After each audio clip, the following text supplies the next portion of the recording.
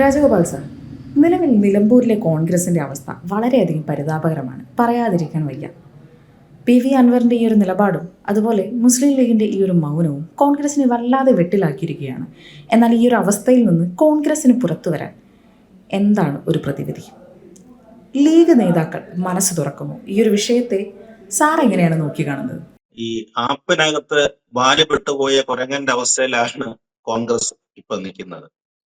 പ്രത്യേകിച്ച് കേരളത്തിലെ നിലമ്പൂരിലെ സംഭവങ്ങളുടെ പശ്ചാത്തലത്തിൽ പറയുകയാണെങ്കിൽ ഒന്നും വയ്യാത്ത അവസ്ഥയാണ്.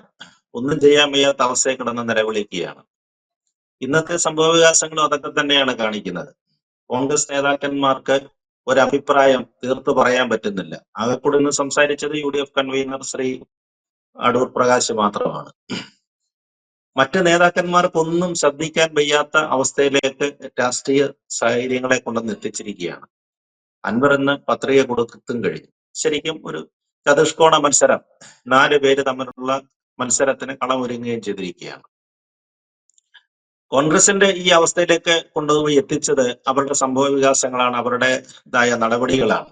അവർ കുറച്ച് ദിവസങ്ങളായിട്ട് ചെയ്തുകൊണ്ടിരിക്കുന്ന കാര്യങ്ങളാണ് അവരെ ഈ കുഴപ്പത്തിൽ കൊണ്ടുവന്ന് എത്തിച്ചിരിക്കുന്നത്. നമ്മളെ പറഞ്ഞത് വേണ്ട സമയത്ത് ചെയ്യാതിരുന്നാൽ ഉണ്ടാകാവുന്ന പ്രശ്നങ്ങളാണ്. അതാണ് കോൺഗ്രസിനുണ്ടായി പോയത്. ഉത്തരവാദിത്തപ്പെട്ട ആരും കാര്യങ്ങൾക്ക് ചുമതലയിലേക്ക് വരുന്നില്ല. അല്ലെങ്കിൽ ഉത്തരവാദിത്തപ്പെട്ട ഒരാൾ പറയുമ്പോൾ അതിന് ഘടകവിരുദ്ധമായ അഭിപ്രായം അതേ നിലയിലുള്ള ഒരു നേതാവിൽ നിന്നുണ്ടാകുക. VD സതീശൻ ഒരു അഭിപ്രായം പറയുമ്പോൾ രമേശ് ചെന്നിത്തല അതിന് ഒരു തിരുത്തം നല്ല മട്ടിൽ സംസാരിക്കുക, അല്ലെങ്കിൽ K മുരളീധരൻ സംസാരിക്കുക, അല്ലെങ്കിൽ സുധാകരൻ സംസാരിക്കുക. ഇങ്ങനെയൊക്കെയുള്ള മൊത്തം ഉള്ളൊരു പ്രശ്നത്തിലേക്ക് കോൺഗ്രസിന്റെ അവസ്ഥ അങ്ങ് മാറിപ്പോയി. ഇതാണിപ്പം ഈ ഒരു അവസരമാണ് ഇപ്പോഴ് ശരിക്കും അൻവർ മുതലെടുത്തുകൊണ്ടിരിക്കുന്നത്. ശരിക്കും രാഷ്ട്രീയ മത്സരം വരേണ്ടതാണ്. UDF-ഉം LDF-ഉം തമ്മിൽ രാഷ്ട്രീയ മത്സരം വരേണ്ട ആ ഉപതെരഞ്ഞെടുപ്പ് ഇപ്പൊ ശരിക്കും അൻവറിന്റെ കൈകളിലാണ്. അവിടുത്തെ പറഞ്ഞ രാജിവെച്ച MLA ആണ്. അദ്ദേഹത്തിന് ജനപിന്തുണയും സ്വാധീനമൊക്കെ ഉണ്ട്. പക്ഷെ മുന്നണിയിൽ നിന്നും മാറി ഇപ്പൊ അദ്ദേഹം പ്രതിപക്ഷ മുന്നണി ഒക്കെ ഉണ്ടാക്കുകയാണ്. 3ാം മുന്നണി തന്നെ ഉണ്ടാക്കിയിരിക്കുകയാണ്. അതിന്റെ പേരിലാണ് അദ്ദേഹം മത്സരിക്കാൻ പോകുന്നത്. ഇവിടെ നമ്മൾ ശ്രദ്ധിക്കേണ്ട ഒരു കാര്യം എന്ന് പറയുന്നത് UDF-ലെ പ്രധാന ഘടകകക്ഷിയായ ഇന്ത്യൻ യൂണിയൻ മുസ്ലിം ലീഗിന്റെ മൗനമാണ്. മുസ്ലിം ലീഗ് നമ്മൾ കഴിഞ്ഞ പല ഇതിലും ചൂണ്ടിക്കാണിച്ചിരുന്നു, പല രാഷ്ട്രീയക്കാരും രാഷ്ട്രീയ നിരീക്ഷകന്മാരും ചൂണ്ടിക്കാണിച്ചിരുന്നു, മുസ്ലിം ലീഗ് ഒരു വലിയ മഹാമൗനത്തിലാണ്. പണ്ട് പുരാണങ്ങളിലേക്ക് വ്യാഖ്യാനിക്കുമ്പോൾ പറയുന്ന വ്യാസൻ ചെയ്തതുപോലെയുള്ള എന്തൊരു മഹാമൗനം അവർ കാണിക്കുകയാണ്. എന്തിനാണ് ചെയ്യുന്നതെന്നുള്ളത് മനസ്സിലാകുന്നില്ല. ഒരു പക്ഷെങ്കില് അവർക്ക് ഈ സ്ഥാനാർത്ഥി പ്രഖ്യാപനത്തിൽ ഈ ആര്യാടൻ ഷൗക്കത്തിനെ കോൺഗ്രസ് ഏകപക്ഷീയമായി പ്രഖ്യാപിച്ചതിലുള്ള വിരോധമാണോ, അതോ ഇവർ തമ്മിൽ പരസ്പരം ആലോചിക്കാതെ ചെയ്തതിനകത്തിലുള്ള അത്തരത്തിലുള്ള എന്തെങ്കിലും എതിരഭിപ്രായമാണോ, എന്താണ് കാര്യമെന്നുള്ളത് ആരും തുറന്നു പറയുന്നില്ല. ഒന്നുകില് ഇന്ത്യൻ യൂണിയൻ മുസ്ലിം ലീഗിന്റെ ഉത്തരവാദിത്തപ്പെട്ട ആളുകൾ, പ്രത്യേകിച്ച് PK കുഞ്ഞാലിക്കുട്ടിയാണ്, അദ്ദേഹമാണ് വർഷങ്ങളായിട്ട് അതിനെ നയിച്ചുകൊണ്ടിരിക്കുന്നത്. കാര്യങ്ങളുടെ എല്ലാം ഈ പറഞ്ഞ പുറത്ത് സംസാരിക്കുന്നത് ശ്രീ PK കുഞ്ഞാലിക്കുട്ടിയാണ്. തങ്ങൾ അകത്തുണ്ടെങ്കിലും രാഷ്ട്രീയ വിഷയങ്ങളിൽ കൂടുതൽ സംസാരിക്കുന്നത് കുഞ്ഞാലിക്കുട്ടിയാണ്. കുഞ്ഞാലിക്കുട്ടി ഒന്നും പറയുന്നില്ല. ശ്രദ്ധിച്ചാൽ അറിയാം, കുറെ ദിവസങ്ങളായിട്ട് കുഞ്ഞാലിക്കുട്ടിയുടെ ഒരു അഭിപ്രായം പോലും പുറത്തു വരുന്നില്ല. അദ്ദേഹത്തെ കാണുന്ന പോലുമില്ല. അത് എന്ത് ചെയ്യുന്ന പോലും അറിയുന്നില്ല. ഒരു പ്രതികരണം പോലും അദ്ദേഹത്തിന്റെ ഭാഗത്ത് നിന്ന് കിട്ടുന്നില്ല. അതാണ് അൻവർ കഴിഞ്ഞ 3 ദിവസം അൻവർ പറയുന്നുണ്ടല്ലോ. മലപ്പുറത്ത് പാണക്കാട്ട് അദ്ദേഹം സ്ഥിര സന്ദർശകനായിരുന്നു. കഴിഞ്ഞ ഒരു 4-5 ദിവസം വരെ പാണക്കാടുമായിട്ട് നല്ല അടുത്ത ബന്ധത്തിലായിരുന്നു അൻവർ. പക്ഷേ ഈ പറഞ്ഞതുപോലെയാണ്, കുഞ്ഞാലിക്കുട്ടിയുടെ റോൾ എന്താണ് ഇവിടെ, അല്ലെങ്കിൽ ഇന്ത്യൻ യൂണിയൻ മുസ്ലിം ലീഗിന്റെ പാണക്കാട് തങ്ങളുടെ അഭിപ്രായം എന്താണ്, അത് ഇതുവരെ പുറത്തു വരുന്നില്ല. ഇന്നിപ്പോ നിർണായകമായ ഒരു യോഗം അവിടെ നടക്കാൻ പോകുന്നുണ്ട്. നിലമ്പൂരിൽ വെച്ച് തന്നെ, അതോ മലപ്പുറത്ത് വെച്ച് തന്നെ നടക്കാൻ പോകുന്നുണ്ട്. UDF-ന്റെ വളരെ നിർണായകമായ യോഗമാണെന്നാണ് പറയുന്നത്. അപ്പൊ അതിനകത്തൊരു തീരുമാനം ഉണ്ടാകണം. ലീഗ് ഔദ്യോഗികമായിട്ട് എന്തെങ്കിലും പറയണം.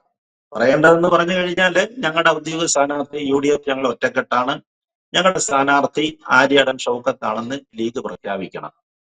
പ്രഖ്യാപിച്ചെങ്കിൽ ഇന്ന് ഈ വിഷയം തീരും. ഇല്ലെങ്കിൽ ഇത് തുടർന്നുകൊണ്ട് തന്നെ ഇരിക്കും.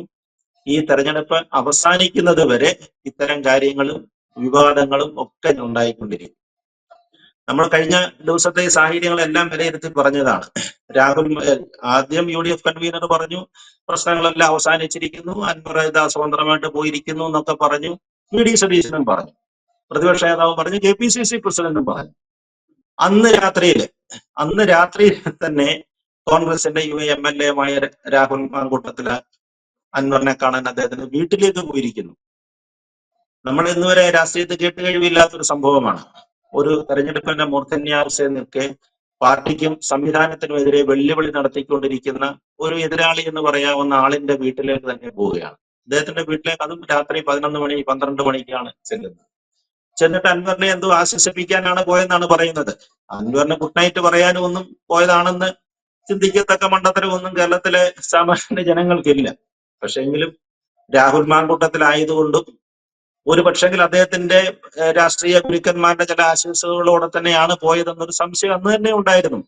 അവരൊക്കെ ഇന്ന് നിഷേധിക്കുന്നുണ്ട്. ഞങ്ങൾ ആരും അറിഞ്ഞിട്ടില്ലെന്നാണ് പറയുന്നത്. അങ്ങനെ ഇയാൾക്ക് എന്തായാലും ഉറക്കത്തിൽ സ്വപ്നാടനം വല്ലതും ഉണ്ടോ? ഈ രാഹുൽ അങ്ങനെയുള്ള അസുഖമുള്ള ഒരാളൊന്നും ആണെന്നാണ് നമ്മൾ ഇതുവരെ അറിഞ്ഞിട്ടില്ല. പെട്ടെന്ന് കിടക്കപ്പായെന്ന് ഒഴിച്ചെന്ന് അൻവറിനെ കണ്ടേച്ച് അങ്ങനെ ആശ്വസിപ്പിക്കേണ്ട കാര്യങ്ങൾ എന്താണെന്ന് മനസ്സിലാകുന്നില്ല. അപ്പൊ ഇതിന്റെയൊക്കെ അടിയിൽ എന്തൊക്കെയോ ഉള്ളൊഴുക്ക് നടക്കുന്നുണ്ട്. തീർച്ചയായിട്ടും ഒരു അടിയിൽ ഉള്ള നമ്മളെ പുറത്ത് കാണാത്ത എന്തൊക്കെയോ അസ്വസ്ഥതകളെ UDF-നകത്ത് നന്നായിട്ട് പുകയുന്നുണ്ട്. അതിന്റെ ഒരു സൂചനയാണ് വന്നത്. അത് കൃത്യമായിട്ട് ഇന്നലത്തെ ഇന്ത്യൻ യൂണിയൻ മുസ്ലിം ലീഗിന്റെ മീറ്റിംഗിൽ തന്നെ പ്രതിഫലിച്ചല്ലോ. അവരുടെ ഫയർ ബ്രാൻഡ് എന്ന് പറഞ്ഞാൽ തീപ്പൊരി പ്രസംഗകനായ KN ഷാജി, അദ്ദേഹം പുറത്ത് എന്തെങ്കിലുമൊക്കെ പറഞ്ഞിട്ടുണ്ടാവും. ഇന്നലെയും മിനിഞ്ഞാന്നൊക്കെ പുറത്ത് വളരെ സോഫ്റ്റ് ആയിട്ടൊക്കെ അദ്ദേഹം സംസാരിച്ചെങ്കിലും ഇന്നലത്തെ ലീഗ് യോഗത്തിൽ അദ്ദേഹം ആഞ്ഞടിച്ചെന്നാണ് പറയുന്നത്. അദ്ദേഹം ആഞ്ഞടിച്ചു. അദ്ദേഹം പറഞ്ഞു, VD സതീശൻ അല്ലെങ്കിൽ കോൺഗ്രസ്, സതീശന്റെ പേരാണ് അവർ മുൻതൂക്കത്തിൽ നിൽക്കുന്നത്. പ്രതിപക്ഷ നേതാവായി പോയതുകൊണ്ട് വഴിയെല്ലാം അദ്ദേഹത്തിനായിരിക്കും കിട്ടുന്നത്. അങ്ങനെ ഏകപക്ഷീയമായിട്ട് തീരുമാനിക്കണ്ട, ഒരു സ്ഥാനാർത്ഥിയും ഏകപക്ഷീയമായിട്ട് തീരുമാനിക്കണ്ട. ഇന്ന് മുസ്ലിം ലീഗിന്റെ മറ്റൊരു നേതാവും പറയുന്നുണ്ടല്ലോ, അങ്ങനെ കോൺഗ്രസ് ഏകപക്ഷീയമായിട്ട് തീരുമാനിച്ചടിച്ചേൽപ്പിക്കേണ്ട ഒരു സാഹചര്യത്തിലേക്കൊന്നും അല്ല ഇപ്പോഴത്തെ അവരുടെ ബലാബലം നോക്കുകയാണെങ്കിൽ അങ്ങനെ ഒന്നും കോൺഗ്രസ് ഒരു വലിയേട്ടൻ കളിക്കണ്ട. ആ വലിയേട്ടൻ മനോഭാവം കോൺഗ്രസ് മാറ്റണമെന്ന് തന്നെയാണ് ലീഗ് ആവശ്യപ്പെടുന്നത്. എന്ന് പറഞ്ഞാൽ ഇതൊരു തെരഞ്ഞെടുപ്പിന്റെ സൂചനയാണ്. അടുത്ത് വരാൻ പോകുന്ന നിയമസഭാ തെരഞ്ഞെടുപ്പിന്റെ ചില ചൂണ്ടുപലകയായിട്ട് വേണം നമ്മൾ ഈ ലീഗിന്റെ അഭിപ്രായത്തെ കാണാനായിട്ട്.